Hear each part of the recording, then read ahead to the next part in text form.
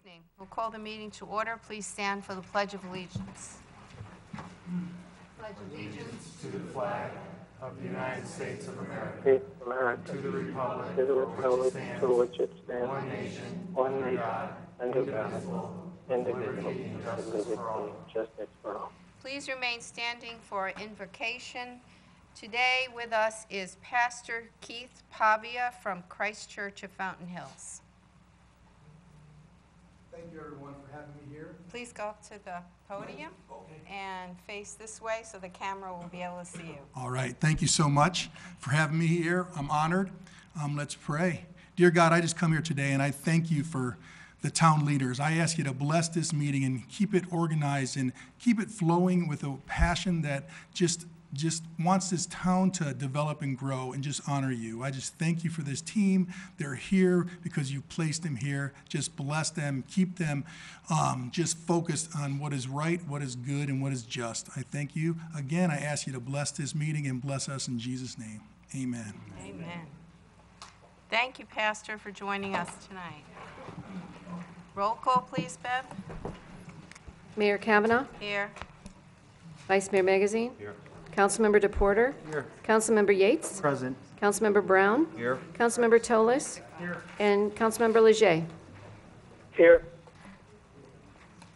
All right. I'm going to start with Councilman Cecil Yates, who has an announcement about Domestic Violence Awareness Month. Thank you, Mayor. Next month starts the Maricopa Association of Governments Domestic Violence Awareness Month. I mentioned this 2 weeks ago, but again, thank you, Mayor, for letting me bring this up. Lots of events, lots of them are fun and family events, but as it's intended, it's to bring awareness. It's amazing how domestic violence affects all of us in some way, shape, or form. If you have more questions, go to mag.org/domestic violence. Thank you, Mayor. Thank you. Okay. And I just have one report on economic development to share with you. We held our economic development meeting this month.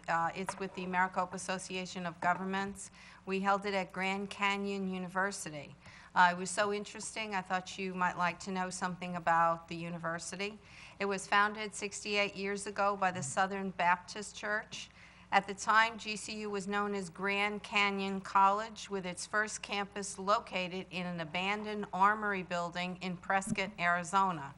2 years later, the college relocated to Phoenix, where GCU began to build a strong reputation as a premier private Christian university. It's a great campus. They started with 900 students, and now they have 19,000 students on the campus. They expect to hit 30,000 in 5 years. They have 25% students from California, but they don't charge extra tuition for out of state. Many of those students, after receiving their degree, make their home here in Arizona. They went from 100 to 300 acres and will be acquiring another 100 acres in 5 years. They've accomplished this by buying up the blighted areas around the school campus that was used for illegal drugs and other criminal activities, making the campus much safer for the students. They have also hired Phoenix police officers to patrol the campus. When I got a personal tour by one of the students, I asked her if she felt safe on the campus, and she said she's never been afraid, even at 2 a.m. Though I didn't ask what she was doing wandering on the campus at 2 a.m., I'm sure it was studying. Besides the in-school students, they have 65,000 students online, mostly master's and doctoral students. GCU is a Christian university that gives scholarships to those students who can't afford to attend. They particularly reach out to the surrounding neighborhood and the local schools to encourage the students to attend college. They have had great success with this outreach, making sure that the students feel welcome on the campus and are given extra help they need academically to succeed. This has also improved the neighborhood by reducing gang activity. The school also makes an effort to hire those who live in the neighborhood for various jobs around the campus. GCU is doing a great job for the students and the neighborhood, and I was glad that I was able to have the opportunity to see that. And I now have a very special proclamation. And this had been brought to me by Suzu Henderson, the director of the Fountain Hills Community Theater. And this is about Giving Tuesday. I think a lot of you know about Giving Tuesday. You probably get emails about it, and if you haven't this year, you will probably shortly. Whereas Giving Tuesday was established as a national day of giving on the Tuesday following Thanksgiving. And whereas Giving Tuesday is a celebration of philanthropy and volunteerism where people give whatever they are able to give. And whereas Giving Tuesday is a day where citizens work together to share commitments, rally for favored causes, build a stronger community, and think about other people. And whereas it is fitting and proper on Giving Tuesday and on every day to recognize the tremendous impact of philanthropy, volunteerism, and community service in the town of Fountain Hills.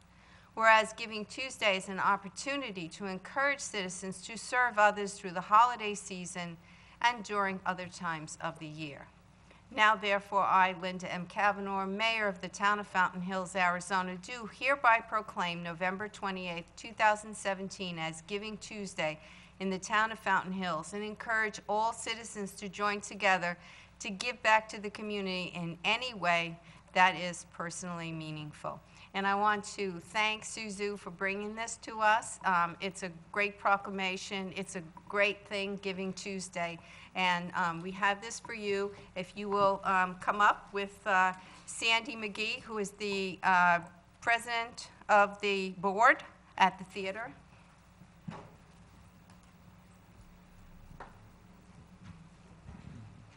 And we have a volunteer tonight. Justin is going to take a picture since Bob is not there. And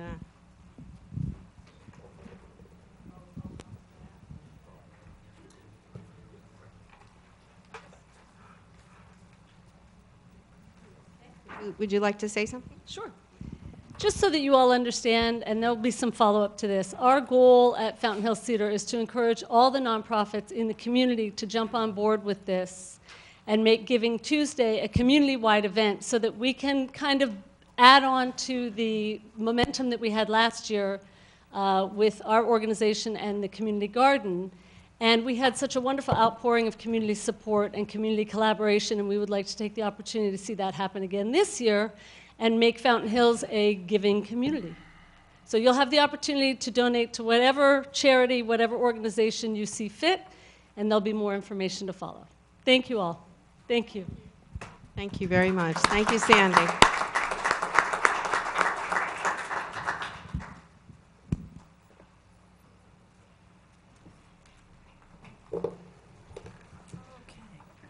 And I have one announcement to make. Because of some questions that have been brought to our attention, we have decided for me to read something that has been part of our town for many, many years that a lot of people were not aware of. It's part of our procedure. Under the Town Council's Rules of Procedure, the public is allowed 3 minutes to address the council for agendized item, as well as for those not listed on the agenda under the call to the public. The timer lights will start with a green light. 30 seconds prior to the end of the speaker's 3 minutes, the light will turn yellow.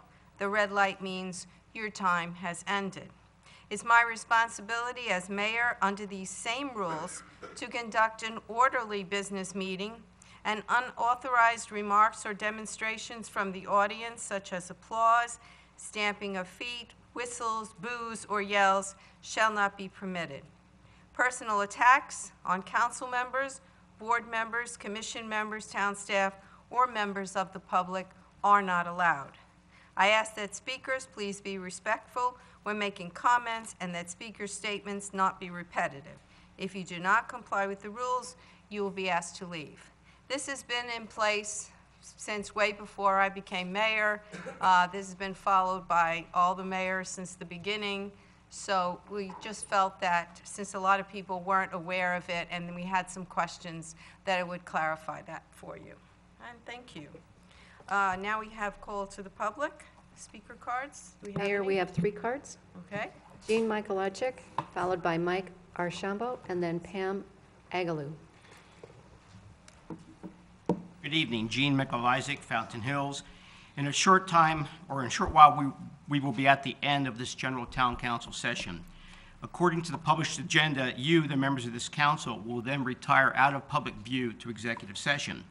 The topic for that executive session, according to the agenda, is to consider what instructions this council will give to the town staff and legal advisors on the Park Place developers' non-payment of required fees. I must congratulate you, for this town is on the verge of restoring some degree of integrity to its contracting process. Please do not snatch defeat from the jaws of victory. I use the term victory, but realize that a government should not think in terms of winners or losers. Many steps have already been taken to protect the interests of the town. Letters written by the town manager set the legal framework for why the town is entitled to the fees on the Park Place project. The excellent brief and supporting records filed in court by the town's attorney laid out the very compelling arguments for the town. Anyone who attended the court hearing on September 7 would have been very impressed by the judge's extensive findings and rulings in denying the developer's request for a temporary restraining order. Those legal findings and rulings followed the town attorney's outlines of issues in the town's court filing. So what does this council intend to do with the court's ruling? As of last night, I checked, no appeal has been docketed to the Arizona Court of Appeals. The attorney for the developer seems to recognize the weakness of his client's case. There are concerns. One is that there are some on this council who want to continue the course that they may have been advocating in private, capitulating to the demands of the Park Place developer. Another is the concern that some members of this council are not fully dedicated to enforcing the town's legal position. What are the bases for this concern? Well, there were public statements by one council member at a recent town council meeting that appeared to undermine the position of the town. More disturbing are comments made in court on September 7 by the attorney for the Park Place developer. That attorney told the court that if evidence is ever presented, some members of this council will further undermine the legal positions being asserted by the town. They will side with the developer. One can hope that predictions by the developer's attorney were the overreaching actions of a zealous attorney. Let us hope that the Park Place attorney promised more than he can deliver. The bottom line is this council and staff have shown unprecedented patience in dealing with this subject. It is time to once again assert the public interest of the town, not maneuver behind closed doors to protect the private interest of a favored constituent. I'd like to give a copy of my comments to Ms. Bender to assist in the preparation of the record of these proceedings. Mike Archambault.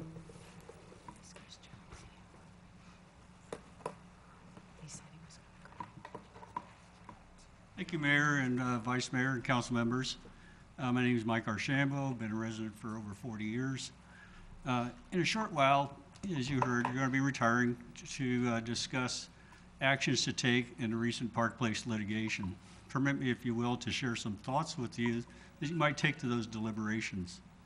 If the builder gets what he asked for in court to interpret the development agreement to waive the development fees, you're not only asking to waive the $453,000 for Phase 1, but you would also be waiving the fees for Phase 2 and Phase 3.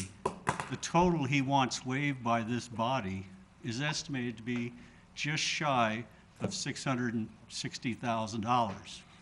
Now, should you waive that amount, it actually doubles the impact to the town, because not only are you not collecting the development fees, but you have to reach into our own pockets to pay the $660,000. That doubles the pain to $1,320,000. But this is far more reaching than what is right in sight. You have a development agreement with Copperwind. Could that developer also interpret this agreement as waiving the development fees? What handcuffs does this put on future development agreements, and what message does this send to the courts where you just won your argument? What would be the precedents you set for future developments? Very dangerous territory you're being asked to step into, so think long and hard before you capitulate to the builder. Some of you undoubtedly have been told that if the builder defaults, the project will sit unfinished. This, my friends, is a scare tactics. In my 40-plus years here in Fountain Hills, I've seen this used before.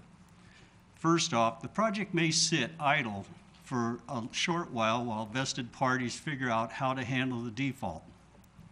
Once the details have been ironed out, the project will hum back to life with a different builder. How is this possible, you may be thinking? Performance bond.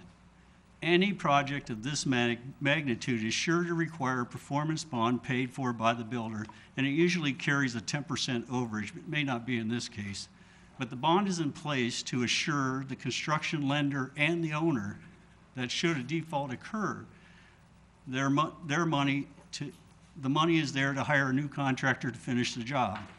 Now, we have recent occurrence in recent memory of this happening in town.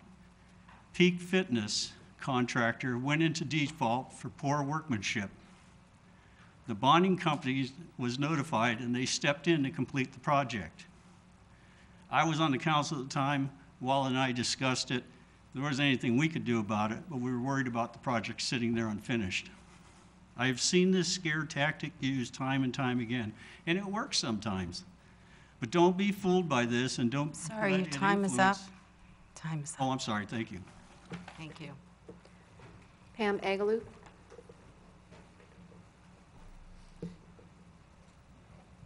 Madam Mayor, Council, my name is Pam Trumpeter Agaloo. I am a citizen, full-time citizen of Fountain Hills, and actually an Arizona native, so I'm really rare. Madam Mayor, when you spoke about Grand Canyon University, it's important, the important part of that piece is that they felt safe on campus. And in light of the recent shootings in Washington State, I was really lucky this past weekend. I got to meet Austin Eubanks, who in April of 1999 was shot at Columbine. He was in the library and he had a very moving story of his experience. He spoke about how he was at school and the Columbine shootings really wrecked the fabric of our society as far as feeling like our kids were safe in school. So I think it's time to pay due to our Fountain Hills School District. I'm a member of the Fountain Hills Coalition, as is Mr. Tolis. I've had a chance to see how our high school works. And there is a group, and I unfortunately can't think of the name of it, but it's a small group that gathers, and it's facilitated by the school nurse, where the kids can talk about what's bothering them. You know, do they have fears? Is there somebody acting in a way that they should be concerned about? And I truly believe that a group like that will go a long way to keeping our kids safe in school. You know, giving kids a platform to be able to speak about what's bothering them, and knowing that whatever is said in that room doesn't leave that room. That's a very important component of that. And I think that our Fountain Hills School District, and especially the high school, needs to be commended for having such a program for the kids, for having an outlet for them, for really listening to their concerns. And after, you know, meeting this young man was truly a profound event for me. But he said something that really puts it all in perspective. He said that when he was in that library, that was where they had lunch. They were assigned for lunch that day. And he said that when he was in that library, he and his buddy went to find a place to have lunch. They wanted to find a place that was safe, so they found the safest place. And he said, I was in school, I was safe. And that's something that has been taken away from our society. Thank you. Thank you. Anyone else? No, Mayor. Okay. All right, next we have our consent agenda. We have 5 items, and I would request a motion to accept as written. Mayor, so moved. Second. Okay, and we need a roll call on that, please. Mayor Kavanaugh. Aye. Councilmember DePorter. Aye. Councilmember Brown. Aye. Councilmember Yates. Aye. Councilmember Tolis. Vice Mayor Magazine. Aye. And Councilmember Leger. Aye. Mayor, 7-0. Regular agenda item, number 6, consideration of appointing 2 planning and zoning commissioners for 2-year terms beginning on October 1st, 2017 through September 30th, 2019.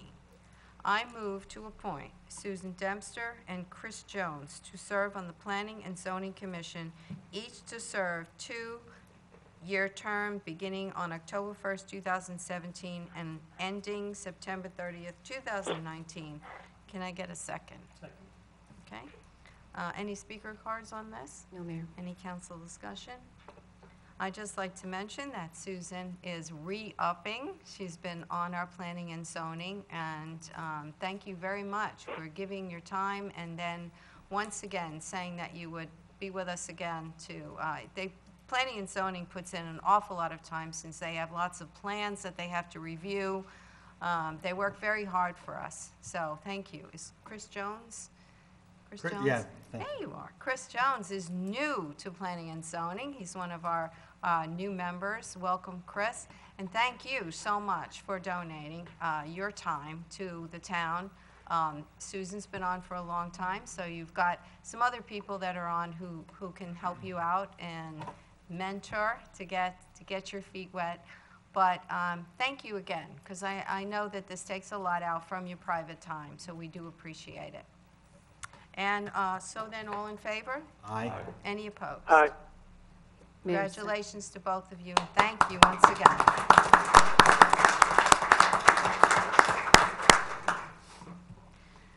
Number 7 is discussion with possible direction to staff regarding the sunset of the McDowell Mountain Preservation Commission.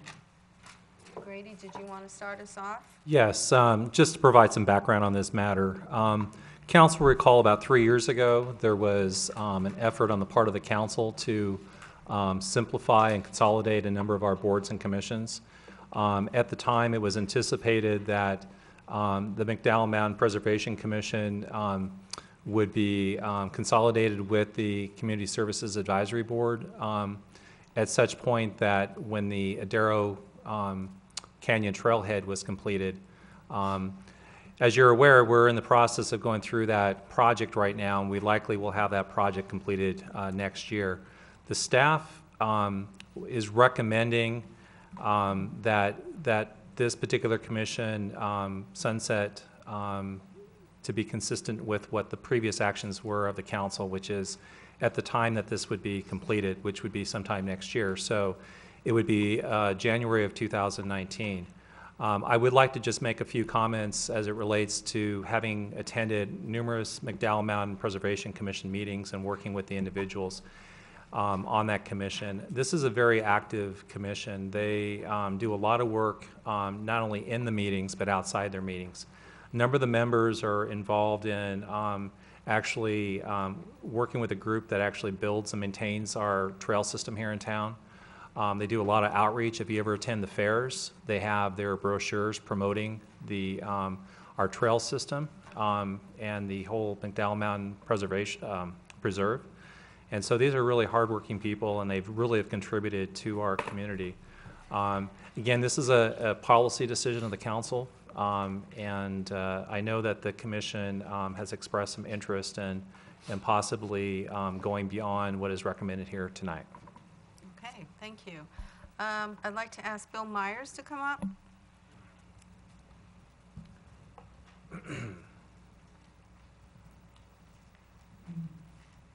Hello. Thank you very much. Appreciate it. Bill Myers. I am on the McDowell Mountain Preservation Commission, the MMPC. I'm also a board member of the Conservancy here in town, the guys who get all the calluses on their hands for doing most of the work. I just have a couple of brief comments. Actually, I had about 10 minutes worth of notes, and I kind of squished them down into 3 because I thought I'd have a We 3-minute appreciate limit. that. All right, thank you. In a word, I would like to see the McDowell Mountain Preservation Commission go on for a long time. In other words, if the council would direct staff to eliminate the drop dead date, I think that would work. And I've got a lot of reasons for that. Let me go over just a couple of them.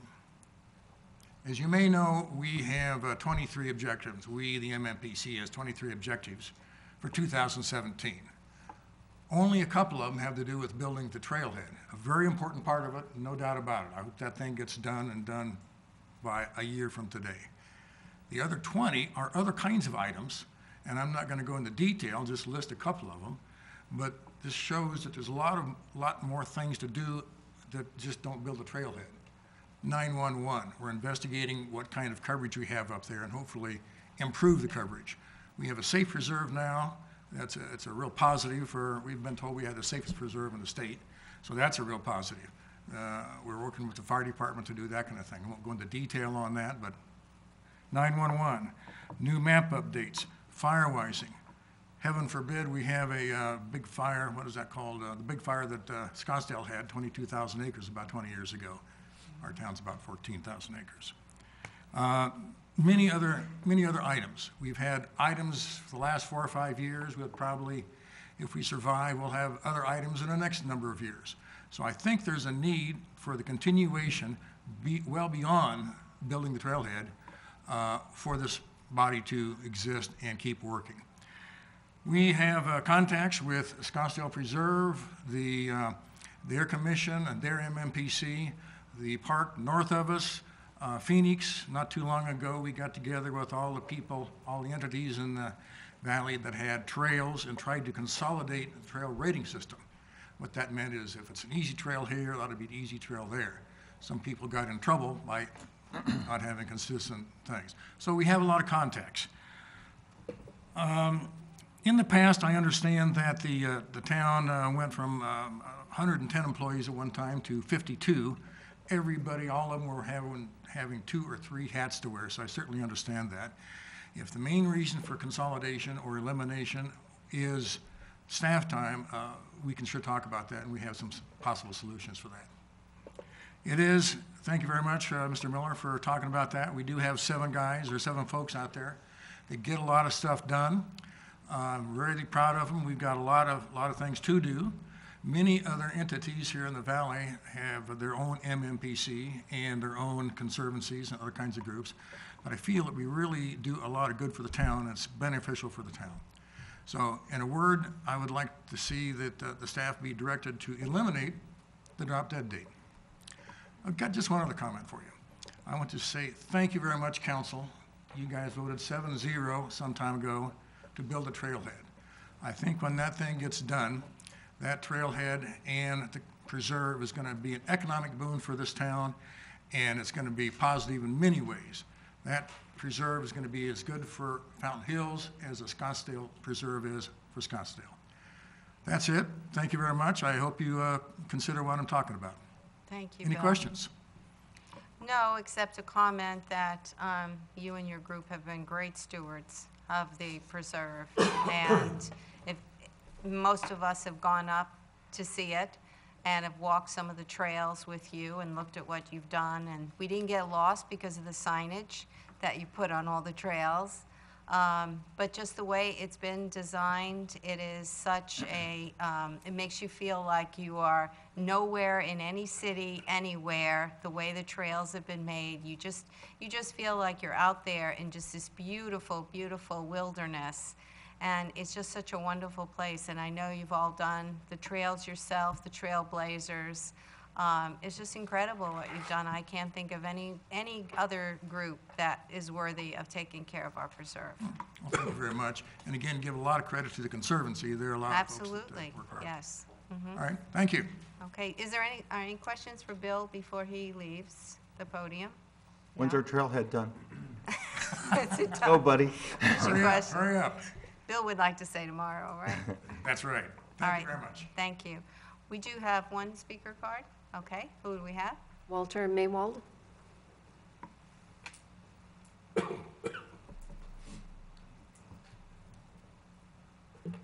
Hi, my name is Walter Maywald.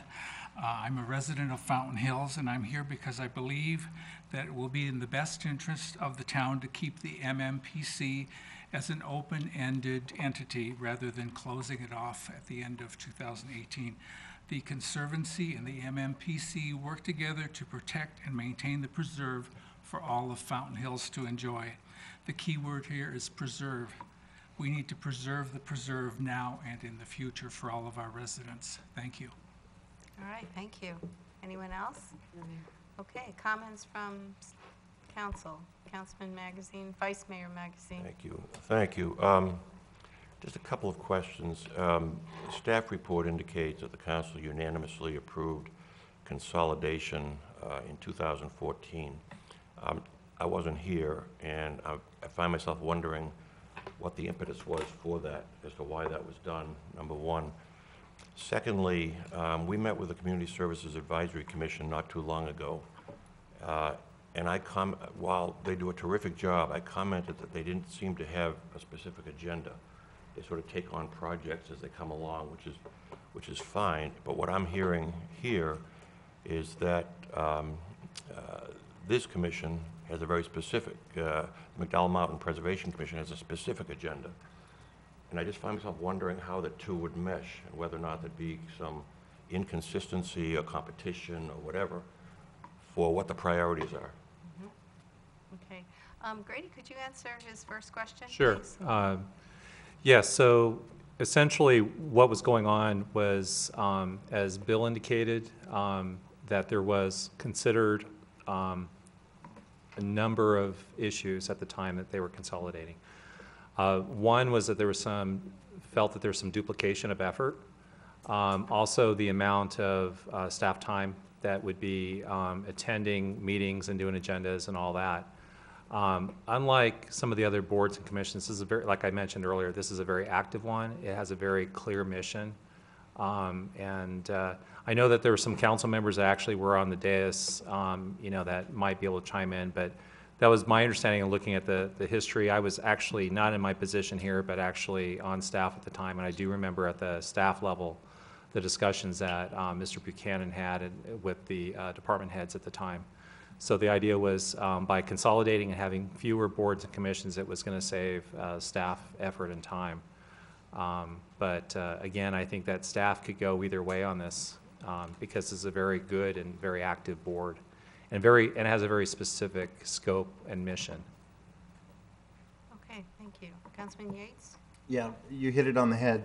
The discussion was staff time, mission, et cetera, and even at that point, that's why we split them up, because they had such a focused group.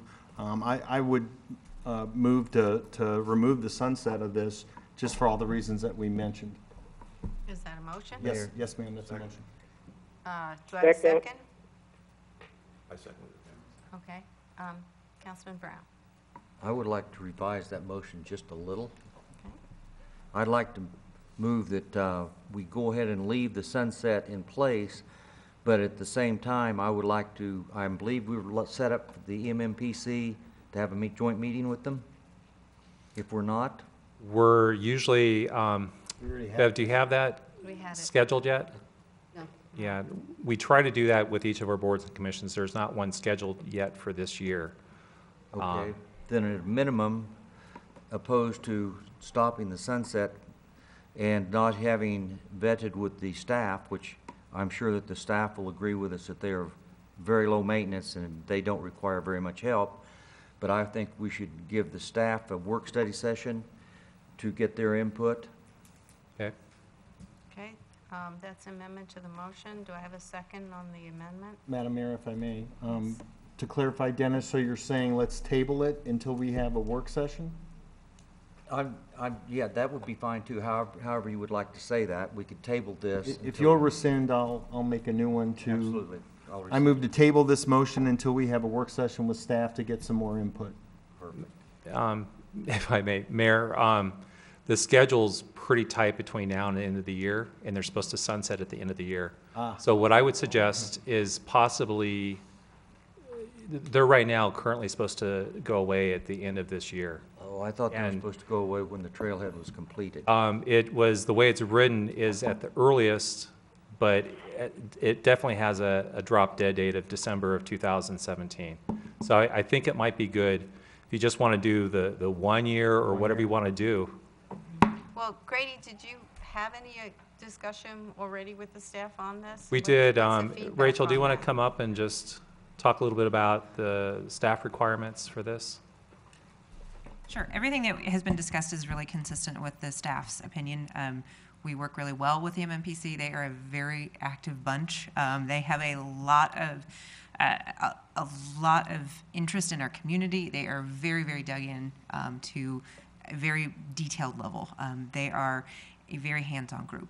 They do a lot, like Grady was saying, more than just trail building and things like that. They are representative of us at fairs, and in terms of the public, they're making sure that maps are updated and consistent and available to our different community efforts and things like that. So they are a very active group. It stands to reason that I understand the impetus behind the sunset. I understand that there was, I believe at that time, 4 commissions that Mark Mayer was reporting to and was a liaison to. So an effort to try to consolidate that and try to bring that all under one umbrella was the purpose. I don't know that at this point the MMPC does have a very narrow scope, and they seem to be very dug in what they're doing, and I'd like to see that they continue to do that if that's possible. Madam Mayor, I reinstitute my original motion to remove the sunset as presented. Councilman Tolis? Second. Oh, did you? Well, I Or was did just you- going to end the conversation and move to remove the sunset Remove clause. the removal? And I love to hear what they're doing, and we did have that joint meeting, and it's obvious that they're very active. And I would like to see them, the chair, come to our council meetings maybe quarterly and discuss your needs, and if you need anything from the town and how things are working, but eliminate the sunset clause. It's clear that they're doing a great job. Okay. All right, so I have a motion and a second. If there's no other discussion, all in favor? Aye. Aye. Any opposed? Mayor, 7-0. All right. All right, guys, that means get back to work. What are you sitting there for? Can I just remind everybody of cell phones? I reminded the council, I said, make sure your cell phones are on vibrate. I love hearing the little music going on out there, but if you can just put it on vibrate, thank you. And now you're waiting for me. Okay. Randy, you're all ready. Consideration of authorizing staff to submit an application to the Maricopa Association of Governments for federal aid funding for an urban trail along Glenbrook Boulevard with estimated funding as follows. Grant, $700,000, town, $250,000. Mayor, if I may just say Yes. a forward on this. This has been a project that was identified, our town engineer, Mr. Harrell, identified some funding sources for basically completing our urban trail system that we have in town. This would basically put an urban trail, and it would be along Glenbrook Boulevard, with the vast majority of this, if the council approved it tonight, coming from a grant that is a congestion mitigation and air quality grant. This particular road carries up to 2,000 cars a day, and this would really make a safer pedestrian access for residents and children going to school. As you know, this is kind of a corridor that leads directly to the schools in the area. So I'll go ahead and turn it over to Mr. Harrell, who has a presentation on this. All right. Thank you, Mayor and Council. The Maricopa Association of Governments has called for projects for federal aid funding for fiscal years 21 and for fiscal year 22. Staff had identified the project on Glenbrook, which is a part of the Urban Trail Project. And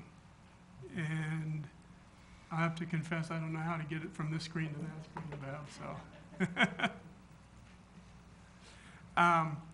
But I think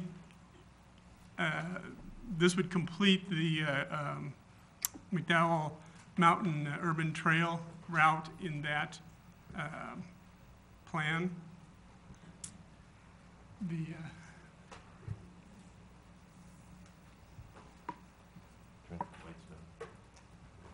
How's that help? Oh, you do that. So you see on the overhead, the Glenbrook Urban Trail Project, which completes the McDowell Mountain Trail Loop, and that would be our 4th out of the 7 loops that would be completed.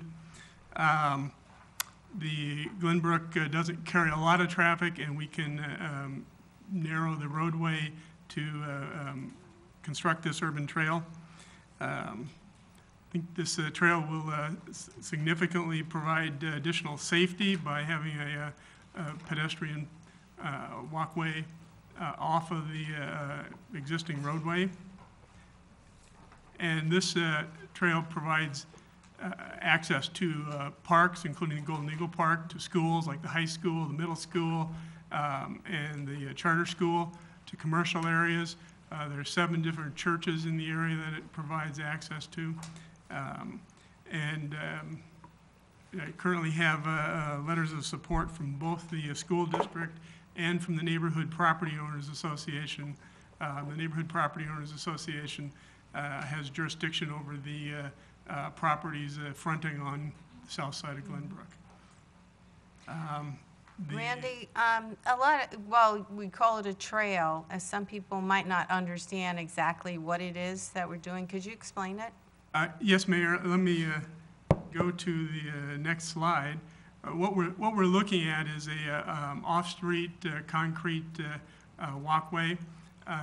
It'll meander inside the right-of-way, and where we have easement or own property outside the right-of-way, we'll reconnect all the driveways to the street. But yeah, it's basically a concrete walkway. We'll have a couple of rest stops along the way. Anyway, the federal funding is 94.3% funding, which sounds really great, but the downside is the town has to provide the design, any right-of-way, any easements, as well as various other things. So probably end up being about a 70-75% federal aid grant. Staff does recommend the council's approval of this. We are looking at a next Monday submittal for this project, so it's a really tight time frame. Okay. I'd be happy, this slide shows where the route is along Glenbrook, going all the way from Bainbridge over to Fountain Hills Boulevard. I'd be happy to answer any questions you have on this. Okay, questions from council? I Councilman just- Toles? Just so I'm clear, this is a sidewalk, no? Is this something different than a sidewalk? It's concrete. So it's just a nice sidewalk that's going to connect, And it was intended to be detached from the roadway, probably 4 to even up to 20 foot. So it's wide, so it basically a sidewalk. Wide sidewalk that's not to make sure the street-side. terminology is right, so we all understand. Yeah, we're calling it an urban trail because it is on the urban trail plan. As with many of the urban trails, they are concrete. Some of the urban trails through open space areas are intended to be a soft surface, basically a dirt trail, but many of them will be concrete. Is there any sidewalk that's already existing on this trail, or is it, there's none? I know sometimes we were just filling in. No, Mayor, this is, there is no sidewalk along Glenbrook. In fact, there's no sidewalk in this entire area. Okay. Mayor, if I may, if I can just add another point about this. Glenbrook is a very wide street, isn't it? And so this is going to be a wide sidewalk, which will be narrowing down a very wide street, which, as you know, when you have wide streets, you tend to have more speeding and things of that sort. When you narrow it down, people tend to drive a little bit more slower and a little bit more safer. And that's one of the good unintended consequences, or I should say good intended consequence as a result of this. Mayor, Councilman Toles? first of all, I just want to say this is a fantastic idea, and I think it's in line with, and correct me if I'm wrong, and maybe historically you know, but when Mayor Wally Nichols was mayor, there was an initiative for sidewalks to be installed throughout our town. Was this area already identified as a need for that? Because I think it's a... Our town engineer will be able to answer that. He's been here for a long time. Mayor, Councilman, really, we've completed the sidewalks that we had intended to do at that time, so this, we're opening up new areas, I guess I would say. Councilman DePorter? So I totally agree. I mean, the idea of having a sidewalk in that very sidewalk or urban trail, in that very busy corridor, heavily traveled by children, people of all ages. I see joggers on there. It's a big corridor for this to go to the school.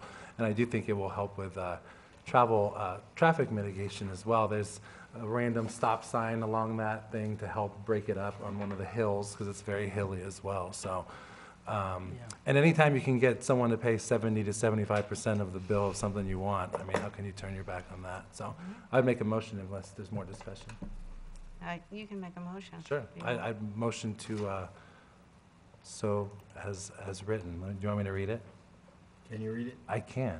I promise. I was practicing reading. Practicing. Just practicing reading last night, everybody. I move to authorize staff to submit an application to the Maricopa Association of Governments for the grant funding for Glenbrook Boulevard Urban Trail Project. Okay. We have a motion and a second. Further council discussion. Councilman Yates. Real quick, just wanted to say this meets our vision plan and strategic plan, active and vibrant town citizenship. So I applaud, and leveraging our resources. This is what it's about, getting into the grant market. I appreciate the work, so well done. I hope it's accepted. My children will not have an excuse that they cannot walk to school, and I love it, so.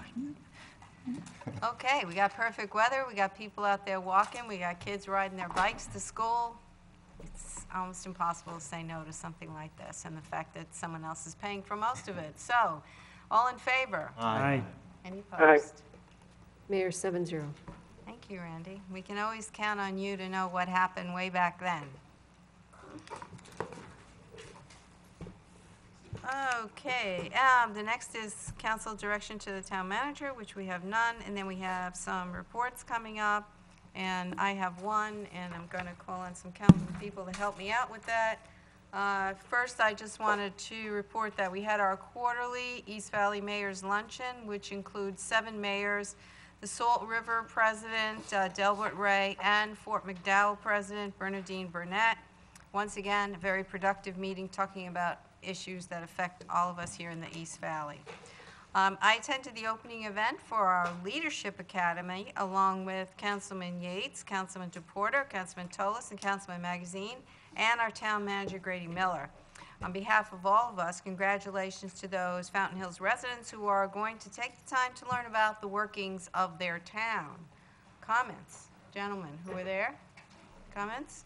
It was a great time. I almost want to defer because Councilman Tolis is a graduate. I am. What have you learned, Dorothy? It's a fantastic program, and a lot of good leaders in the town that are participating, and it's very, very informative, and it's a great program. I encourage anyone who's interested to put their name in, application in with the Fountain Hills Civic Association, and look forward to next year's program. Okay, any other? Vice Mayor Magazine. I'm very pleased that my wife Cynthia has decided to join that class. Because she wants to figure out what you're doing. That's lots of luck. She came home and after the first gathering and said, "I think they're all going to call me Grandma." Any other comments? No? Okay.